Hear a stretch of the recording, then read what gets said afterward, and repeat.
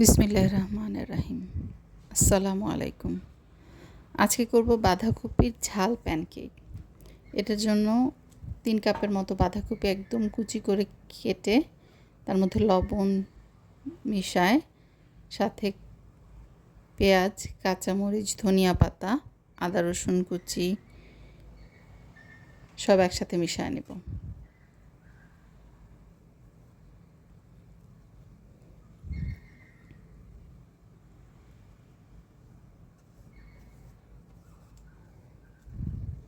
আদা রসুনটা রেকমেন্ড করব ফ্রেশলি গ্রেট করে তখনই ইউজ করতে, এটাতে আপনার স্বাদটা খুব ভালো আসে।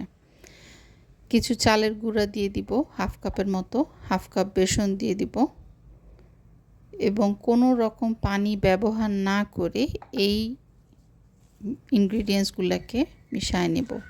হাত দিয়ে ভালো করে কচলায় নিতে হবে। প্রথমে দেখা যাচ্ছে খুব শুকনা শুকনা, একটু সময় মিশালে এই শুকনা ইনগ্রিডিয়েন্টস থেকেই পানি ছাড়া শুরু করবে। গোলমরিচের গুঁড়া আর একটু লেবুর রস দিয়ে নিব এখনই, দিয়ে এটাকে কিছুক্ষণ রেখে দিতে হবে। আধা ঘন্টা 1 ঘন্টা হাতে যদি সময় থাকে রেখে দিলে যত রাখবেন ততই পানি ছাড়তে থাকবে। বাঁধাকপি প্রচুর পানি ছাড়বে।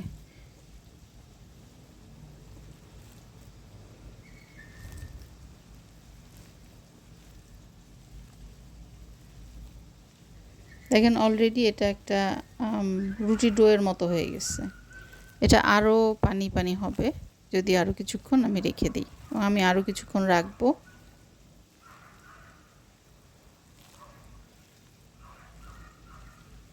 যখন মাখার জন্য এটা ইজি হবে ওই টাইমটাতে এটা মেখে নেবে। প্রথমে দেখা যায় মাখার জন্য তো ইজি থাকে না। আমি একটু দেখায় দিচ্ছি যে কেমন কনসিস্টেন্সিটা হয়ে যাবে একটু সময়ের পরে। হাফ চা চামচ বেকিং সোডা দিয়ে আবার একটু নাড়াচাড়া করে নিতে হবে, মিশিয়ে দিতে হবে ঠিকভাবে। আমার কাছে বাঁধাকপি একটু ঝাল ভালো লাগে, ওই জন্য মরিচের গুঁড়া দিয়ে দিচ্ছি হাফ চামচ। আরও আপনারা ঝাল আরও বাড়ায় খেতে চাইলে আর একটু বেশি দিতে পারেন।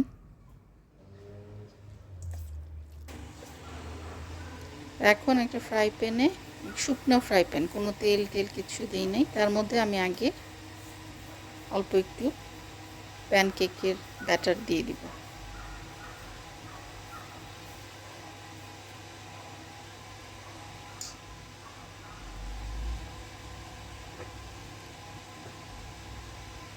অল্প কিছুক্ষণ ঢেকে রেখে দিতে পারেন।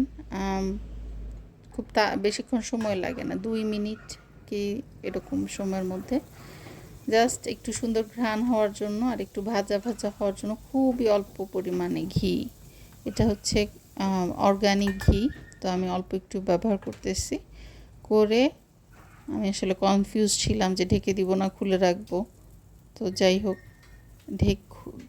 খুলেই রেখে তারপর আবার একটু ভেজে নিব।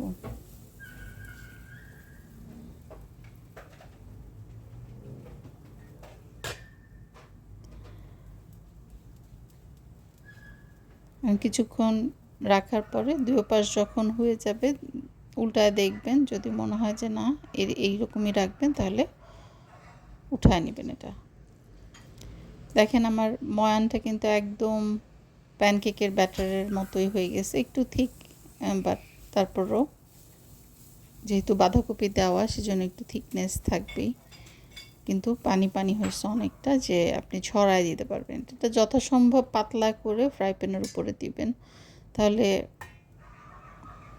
কুক হবে খুব সুন্দর, ক্রিস্পিও হবে। একটু অতটা পাকোড়ার মতো ক্রিস্পি হবে না, কিন্তু এইটা আপনার রমজানের পাকোড়া রিপ্লেসমেন্ট পলিসি হইতে পারে, যেহেতু ডিপ অয়েলে ভাজা না। আপনার জন্য এটা খুব স্বাস্থ্যসম্মত, খেতে অসম্ভব মজা। বানায় খেয়ে দেখবেন।